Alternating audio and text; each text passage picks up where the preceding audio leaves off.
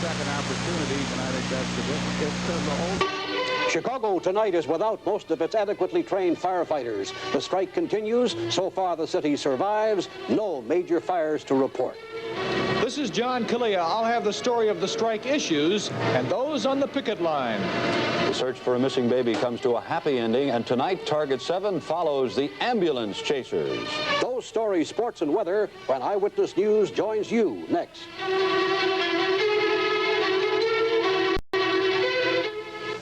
Well, by the time we awakened this morning, the firefighter strike was already in full swing. And just when did the whole thing get started? Our Mark Wolin tells the story as he saw it during his pre-dawn vigil.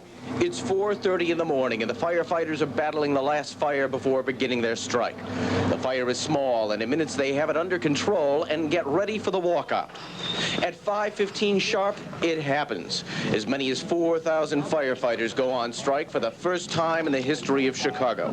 After months of threats, the action comes fast, with only a few hours of warning. On the south side, on Wells Street, west on Racine, north on Dearborn, and all over town, the potentially disastrous strike has begun.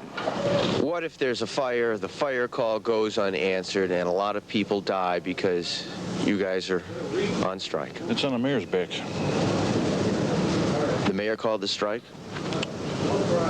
Right, yeah, you can say that, yeah. 6:19 a.m. Word moves through the crowd. A circuit judge has ordered the men back to work, and yet the mood still remains defiant. Yeah, you just do what they want. It's time for us to get something. We promise to work, and we work every day. She promised us a contract. Well, hasn't the city offered to sign a contract with the firefighters union? Not to my knowledge, they haven't. And there's sympathy for the strikers, even from police, who've been assigned to protect anyone wanting to cross the picket lines. Any police officer has reasonable grounds to believe that a person is committing or has committed an offense, the police officer will sign the complaint. Don't you believe it? In only an hour or so, it's become apparent the strike has virtually paralyzed fire protection in the city. The union is claiming 90% of the firefighters are out, and at this station, only 5 men are on duty, and 2 of them are cadets. And so begins the latest in a series of crises wracking the town they used to call the city that works. Mark Wolin, Channel 7 Eyewitness News. The 37-year-old mother of 3 small children died in this house today, the first victim of a fatal fire since Chicago firefighters went on strike. It's possible Dina Williams would not have survived the fire anyway. One report at the scene said that Mrs. Williams was in the basement ironing when the furnace exploded. But some family members said that Mrs. Williams had gone into the basement to try to fight the fire herself, and that she died because non-striking firefighters and sanitation workers couldn't or wouldn't brave the flames to go in after her. Get credit where credit is due. They tried. You know, they tried. But if it was everybody was here working with them, it could have been avoided. You know, that's the whole thing. They could have went, they could have dealt with the situation better. The lady would have died in the house. You know, my cousin would have died in the house, and everything would have been all right. Firemen on the scene said they did have enough people to fight the fire, but they're extremely angry with Union President Frank Mascari. They say he's not giving Mayor Byrne a chance to solve their problems, and that it's his fault that the city is not adequately protected. They're all dedicated. Nobody wants to be on a picket line. There ain't a man out there on a picket line who wants to be there. I don't know where they've come up with this false image that we're going to get something better, because this woman is not going to give us nothing better. So it's time that it ends. It's got to stop. I've seen grown men tougher than me cry their eyes out over this whole thing on both sides of the line. But I don't think this is the way to get it done. This is bull. I don't want to talk about it. Some of these firefighters say they're so disgusted with their union that they plan to resign when this strike is over. And while they stopped short of blaming Mascari for the death in this particular fire, they said if they were walking the picket lines instead of fighting it, they'd have a tough time sleeping at night. There were several other fires in the city overnight. Rosemary Gully says the inability of working firemen to deal with those fires very well gives us all good reason to be concerned. The first real test of the city's ability to cope with a fire emergency came during the early morning hours when a Northwest Side mattress storage company and an adjoining building went up in flames. 50 firefighters answered the call. Most were non-striking supervisory personnel who were hampered by frozen hydrants and heckling strikers. They were calling them scabs, telling them they didn't know what they were doing, they didn't know how they were doing it, and they shouldn't be fighting the fire. At this time, extra Chicago police officers were called in, and they stood between the firemen that were fighting the fire and the men that were jeering off to the side, hollering obscenities at this fireman. Despite angry name-calling and intimidation, firefighters managed to contain the blaze, which at times during the hour-long effort threatened to spread to a nearby residential building. Luckily, there were no injuries. A few hours later, another fire began raging in a Southside tavern. This one was manned by more volunteers than supervisors. A mother and her 4 children were trapped behind a metal security gate in an upstairs apartment. Police kicked in the gate and rescued all 5, who were taken by private ambulance to St. Bernard's Hospital. They were suffering from smoke inhalation. Strikers were on the scene there too, but didn't attempt to interfere. Rosemary Gully, Channel 7 Eyewitness News. Jim? Joe, my last words were I expected Frank Mascari to be taken into custody. I walked in the door. The judge was finding him in criminal contempt at this court. He has just sentenced Frank Mascari to 5 months in the county jail, and he's ordered the sheriff's police to take him into custody. An incredible situation here in the court. 5 of his firefighters, I don't know what's going on behind me at the moment. Some of the labor leaders who had been working on the union's behalf, I see Bill Lee and a few of them over there. 5 of the firefighters who were members of the executive board were hit with civil contempt charges. Those are the ones I mentioned about the $1,000 fine. Mascari's contempt is criminal. Taken into custody, 5 months in the county jail. Joe, we may have a little more later. Well, I'm shaken by it, too. Mascari has been able to keep in touch with events by telephone. And Jay Levine joins us now with an exclusive interview. Jay? Joel, Frank Mascari, the always outspoken union chief, was talkative again this morning, even after spending the first night of his 5-month jail term in Cook County Jail. Mascari began his telephone conversation with me, an exclusive interview, by making fun of the dressing down he took in Judge John Heckinger's courtroom last night. I agree with him. A guy like that should be in jail. I thought he was talking about Gacy. How did you react when the judge said you scuttled it all with your big mouth? Well, he had to have an excuse. We knew it was coming, so how would I react? I didn't react at all. You nothing to get excited about. That's part of labor law. We're back where we were in the Haymarket days. Do you think you'll actually have to serve 5 months in jail? To get a contract, I'll spend the time here. It doesn't bother me. Do you think that's a possibility? Naturally, I think it's a possibility. The man sentenced me to 5 months. Would you call this a whole misunderstanding? No, I wouldn't. I'd say it was deliberate and calculated. Why? Because she gave us a proposition she didn't believe I could sell to the membership. They're going back to work for 24 hours. And when we did it, she was stuck with it. So they had to get out of it. Because she does not want to negotiate a contract with us. The judge did say that the city's plan to get the guys back to work was a weak plan. But what he seemed to hang his hat on was your not taking pickets down as you had promised. Oh, well, that was a misunderstanding. He came into the room and he gave us the impression, through words, that peaceful picketing would not be a problem. But when we went into court, the pickets were gone within an hour after that. They said that the picketing is a problem. It's no problem. We'll have them down and nothing flat. Are you still in charge? I would say so. You ready to go back to the bargaining table with your people? Will you negotiate from jail? So this is all. Yes, they can come over here. I'll negotiate with them. You're ready to talk. We always have been. Jail may have taken some of the cockiness from the man whose lesser-known nickname, the one besides Moon, is the Rooster, but he's still willing to fight for the contract, spend 5 months in jail if necessary. But tonight, Fahey and Joel, it looks like the firefighters will get that contract, ironically, without the Rooster at the bargaining table. Perhaps not so ironically, perhaps quite purposely. The labor leaders, the big labor leaders, seem to take it over, and at that point, the two sides seem to be getting closer together. You're right. What does this mean for Frank Mascari's future? Well, Frank Mascari is up for another term. His term as union president is up in March. He could elect to choose to run for another term, or he could choose not to. He still hasn't made up his mind, so far as I know. If he ran today, would he win? I don't know. Diane Allen was out on the picket line today, and the feeling from a lot of firefighters, what about Mascari being in jail? Who cares? I think there's a little resentment. Well, as you know, the firefighter strike has been the major story in Chicago for over a week now. But Chicago isn't the only city in this situation. Our Hugh Hill went to see how other strike-ridden towns are handling things. By far, the most serious firefighter strike in the nation occurred in Memphis.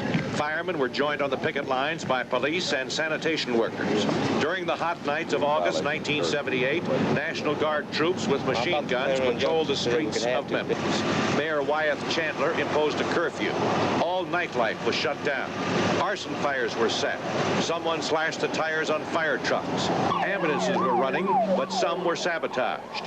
Firemen and their sympathizers were arrested for being in violation of the curfew. 39 were taken in.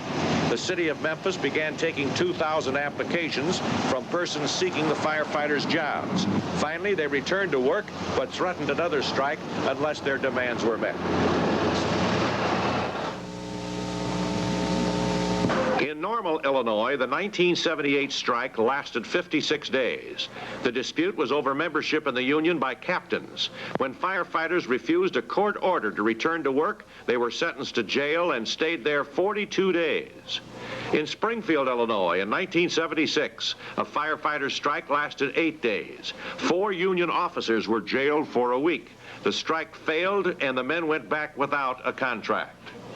In Kansas City, the dispute is especially confusing because the two sides can't even agree on what the walkout actually was. At City Hall, Mayor Dick Berkeley echoed the words of Chicago Mayor Jane Byrne in answering the often asked question, who is going to be allowed to run the fire department, the union or the city? Certainly, the city has to run the fire department, not the firefighters individually or the fire union. And there needs to be discipline. It is backed up by law in the state of Missouri. It is against the law for firefighters to go on strike. They did that, and you have to take action accordingly. At Kansas City Fire Station 23, we saw dramatic evidence of the apparent dual character which makes up a human being who chooses to be a firefighter. We were in the middle of an interview when the fire bell rang. Roll. Go. Go ahead. Who they got down? Go. Go.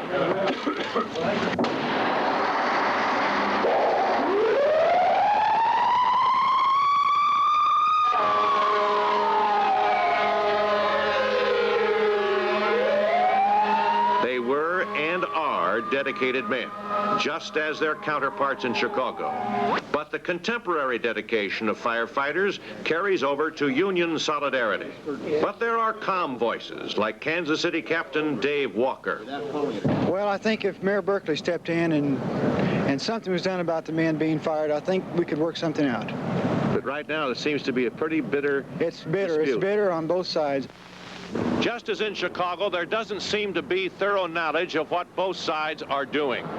Lack of communication and understanding leads to bitterness and hatred, and that leads to trouble, not only in Chicago, but in Kansas City as well.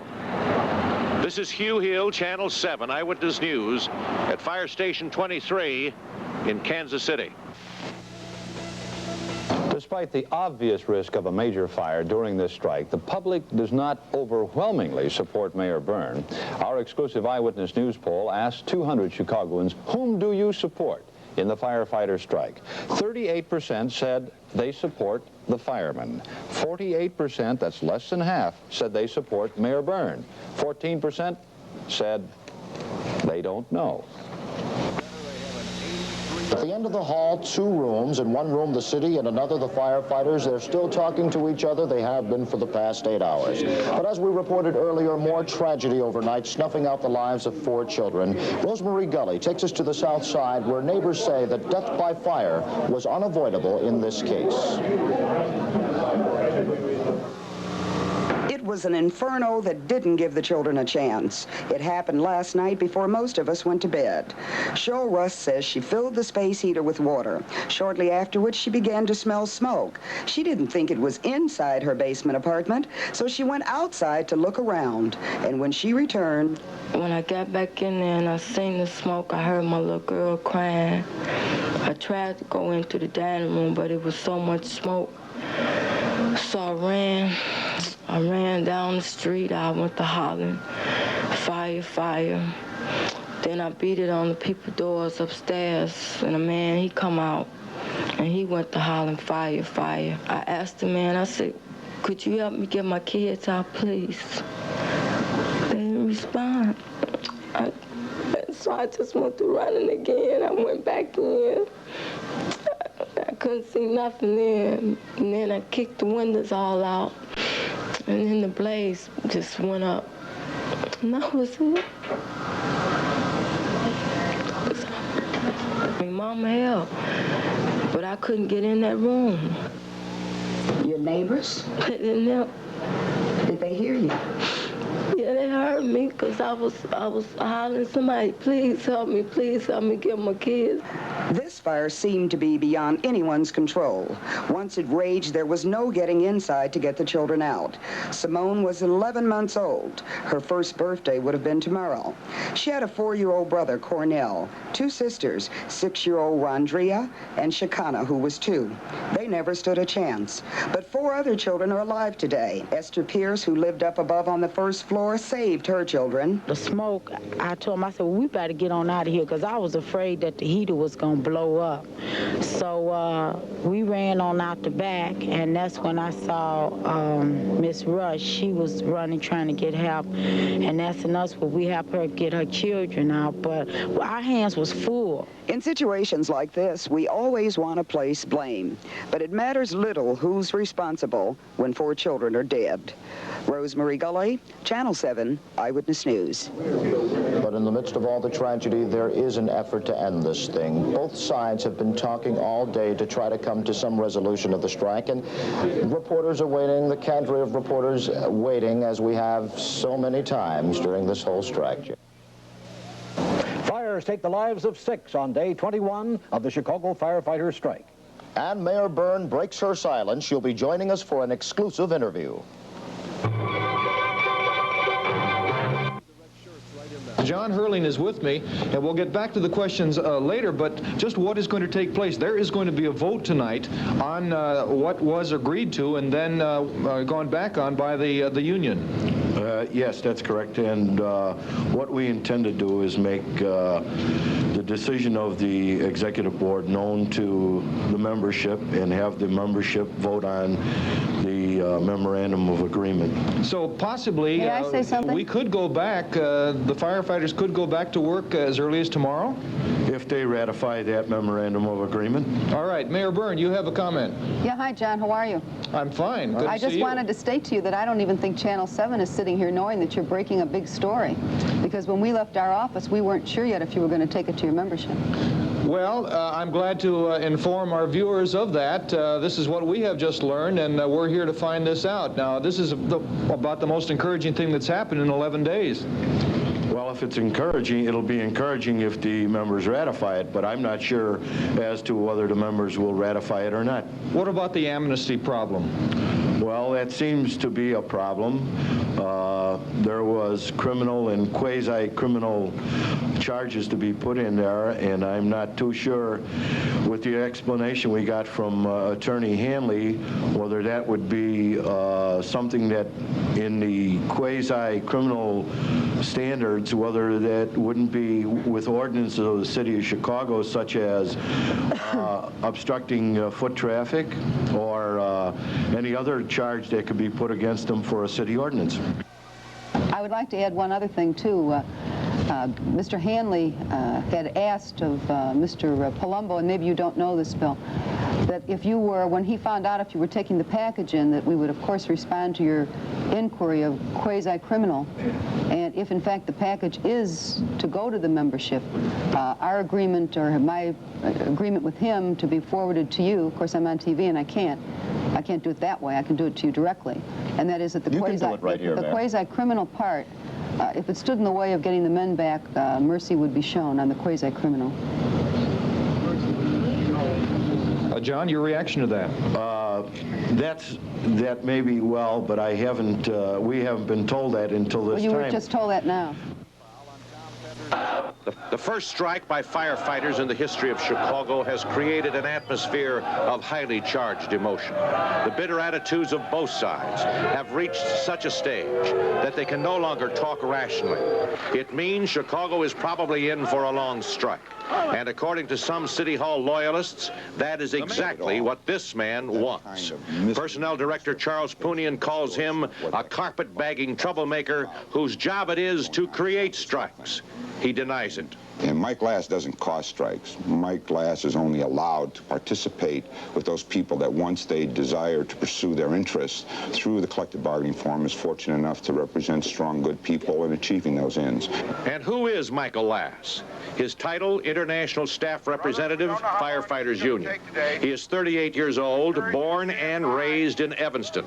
He was a fireman and member of Local 742 in Evanston for 8 years. He was president of the local in 1968 and 69 when Evanston had a strike. He was in Springfield in November of 1976 when the Springfield firefighters went out.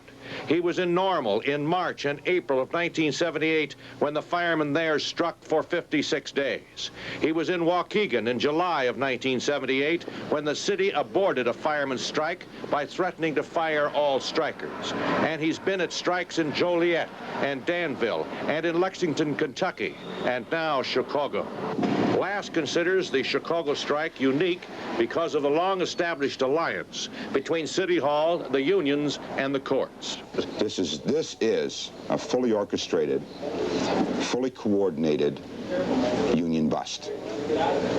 By the mayor of Chicago? By the mayor of Chicago, with the utilization of the courts as mapped out and strategized by Seyfried Shaw with the aid of many other people that are interested in seeing CFL, seeing that strong contracts are not used in the city of Chicago to represent public workers. Is it going to work? No, the firefighters won't let it work. By orders of City Hall, Lass was not included in the meeting on Friday between the union establishment and Mayor Byrne, but he was quite instrumental in rejecting the so-called letter of agreement. Lass is convinced the union bosses don't want the firemen to have a contract. Because it is a threat to patronage. The principles that would be negotiated in a collective bargaining agreement can and will end the patronage system by instead of having sponsors and your Chinamen or clout as the vehicles for promotion, assignment, transfers. What will be in place will be the rights of seniority, which is the rights that every trade unionist usually enjoys in a collective bargaining relationship. Obviously, Lass has no use for Chicago's top union leaders, but he does pronounce his loyalty to the officers of Firefighters Local 2, and especially to President Frank Moon Muskerry. Without the presence of Frank Muskerry, there can really be no negotiations. The Firefighters Union has mounted a largely unsuccessful effort to get other Chicago City workers to honor their strike. We're just awaiting the return of that document. I suspect that I'll be able to tell when that gets in here, Jack. The Reverend Jesse Jackson took that document in his own hand. You saw that on the air when he left here, and he was supposedly going to Mayor Byrne with it. We don't know if he went actually all that way. He may have gone to the door or given it to some police officers, but we're awaiting the return of the Reverend Jackson at this time. The contract has, for all practical purposes, been approved already by the membership, so it just requires the signature of Mayor Byrne, and as you say, she's willing to do it or has done it, and it appears we have an agreement. Still, some questions about all the articles. The points that I mentioned to you earlier were given to me by a member of the executive board in private here just a few minutes ago. I have not seen a copy of the contract myself, but that's what I was told. The one-day suspension agreed to, 5 days for the chiefs, everyone in the bargaining unit, no working out of classification, a contract that will run until March 31st of 1981. Jack will be standing by for the return of that signed document, and we'll let you know when that arrives.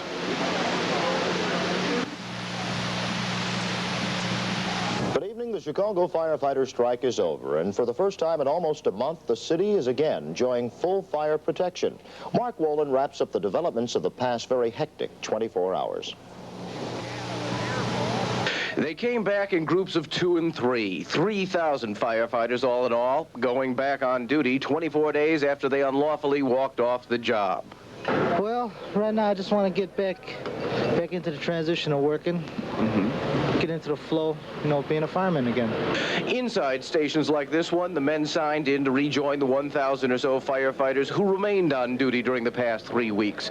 The men the strikers called SCAT. The department has allowed us into this.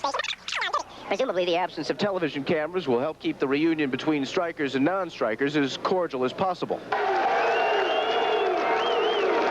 The decision to go back to work came early this morning. The union accepted an agreement providing for one-day suspensions instead of amnesty, a fact-finding panel to resolve outstanding issues, and later, if necessary, arbitration. Jim Gibbons got the immediate reaction. We had this when we went out. I don't feel we gained anything. I don't think we did. You lost 3 weeks' pay. I think so. Gains or no, the agreement was worked out with Jesse Jackson as mediator. Despite criticism, Jackson had succeeded where the mayor, a circuit judge, and the Federation of Labor failed. And the interim agreement is really tantamount to a short-term contract. 1099. Where the hell is that fire ambulance? 20 people died in fires during the walkout. No one can say how many of them would have survived if there'd been no strike. But through it all, the mayor was tough, threatening to fire the strikers and replace them with recruits. Even late last night, when she talked with Jim Gibbons, Ms. Byrne was still hedging her bet. Are you encouraged by what's gone on? I'm encouraged, but I've made 3 announcements, as you know, and each time it has not been ratified, so I don't care to say. In the meantime, the man who led the strike remains in jail. Union President Frank Mascari is serving 5 months for contempt of court. Time and again, Mascari had driven home the same point. Nobody goes back to work till we get a written contract. So we're left with one final irony. The firefighters struck for a contract. They have now returned to work without a contract. Whatever the final result, you and I can now rest a little easier. Mark Wolin, Channel 7 Eyewitness News.